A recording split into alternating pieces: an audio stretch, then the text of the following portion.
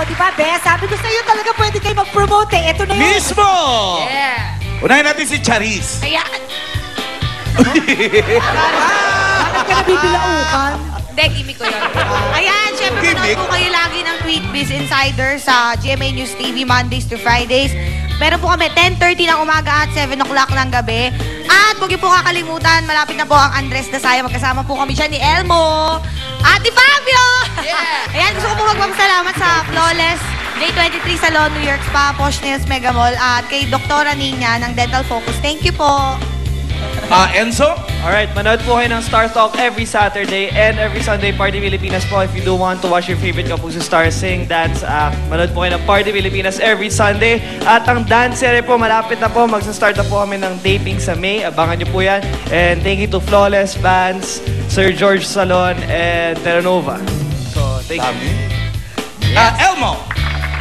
Yun nga, sana po panoorin nyo ang Andres Desaya. Malapit na po yung magsimula kasama si Charisse and si Fabio, syempre kasama dyan. And of course, every Sunday, Party Pilipinas po manood kayo. Every afternoon po yan. And I'd like to thank syempre Vance and FMCC.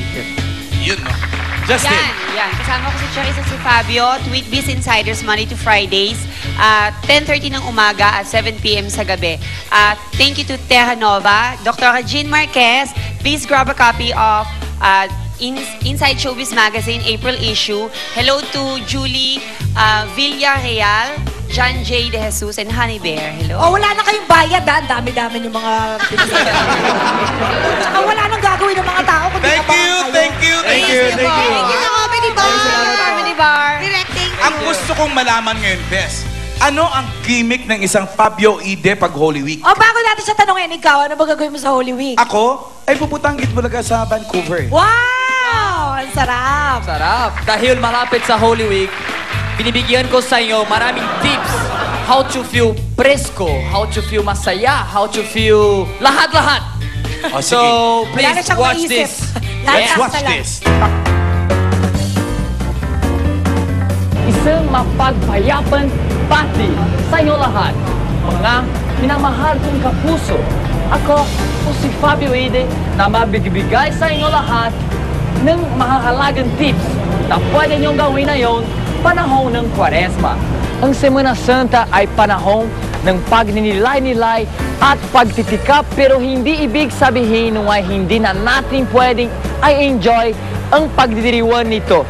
Kaya narito ang ilang tips na maaari niyong gawin para maging parehong makabulihan at kaengga-engga niyo ang selebrasyon na ngayong Holy Week. Grabing init.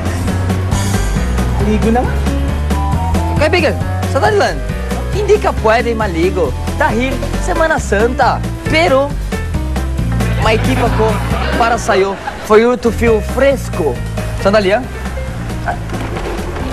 Ito. Yes. Ito ay yung relo. Yung scrub mo, yung relo ito, sa katawan mo. Tapos, you feel fresco, you feel relaxed. Talaga? Yes. Yeah, try ko to. Ganon. Yes! Guys, hindi ko ba alam? Hindi pwede maingay dito. Dahil Semana Santa. Please, guys.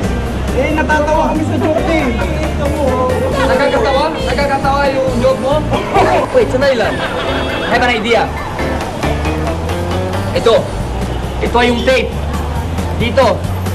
Okay? Sa lahat.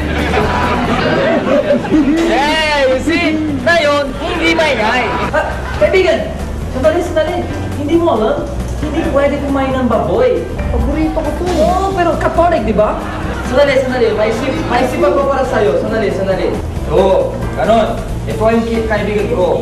The only thing you have to do is, tingin mo siya. Tingin mo yung ilong niya, yung mata niya, yung bibig niya. Di ba? Ayoko na. Nakalang na na. Talaga? See? Review?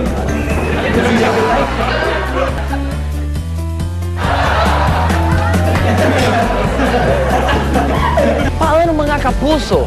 Sana ay nakatulong sa inyo ang mga tips na binibigay ko sa iyo para maging makabuluhan ang paragididiwan ninyo ng Kwaresma.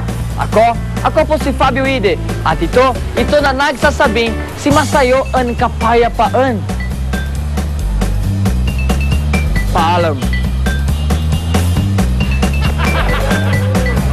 Ay, ayun na. Ang galing na ni Fabio magbigkas ng kapayapaan. Ay, sumakit Eto na. ang ulo ko sa'yo. Bes, kung sumakit ang ulo mo doon, eto, dito naman siguradong maaaliw tayo. Ayan naman, ang ating unang stand-up comedian for tonight, Maki! Hi!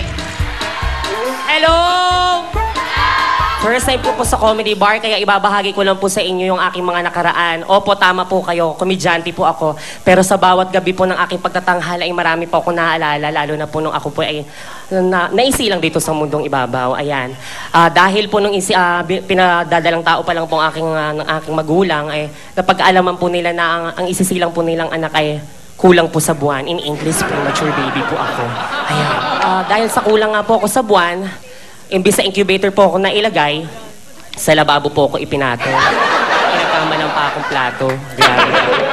Sabi nga naman po ng tatay ko, alamin nyo na nga kung anong kasarian yung bata na yan. Pinalo po ako nung nagpaanak sa nanay ko.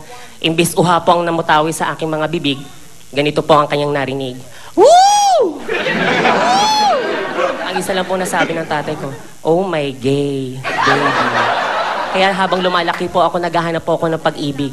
At nakita ko po kay Lando yon. Opo, nagkaroon po ako ng pag-ibig sa isang taong magmamahal po sa akin. Ang pangalan po niya ay Lando. Landong masahista.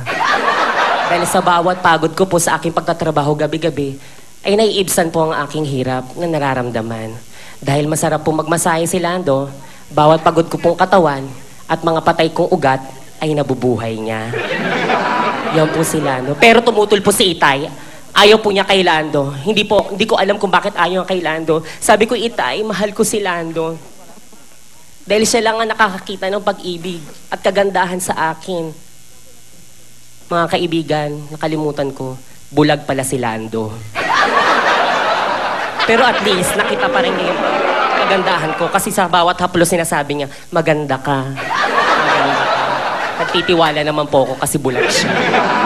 Kaya mga kaibigan, dahil sa ganyan pong pakiramdam, ay natuto po akong mahalin si Lando. Pero si Itay ay tumututol pa rin. Sabi ko, Itay, kilalanin niyo po si Lando. Kaya po nung nagkaroon kami ng pagkakataon magsama-sama, nagulat po ako. Dahil sa isang disco po nangyari ito, nagtitext po silang dalawa. Biruin niyo po si Landong bulag. May nagtitext. Nabasa ko po sa text kay Lando, Lando, I love you. Sabi ni Itay, nakakagulat, bakla pala si Itay. Thank you so much.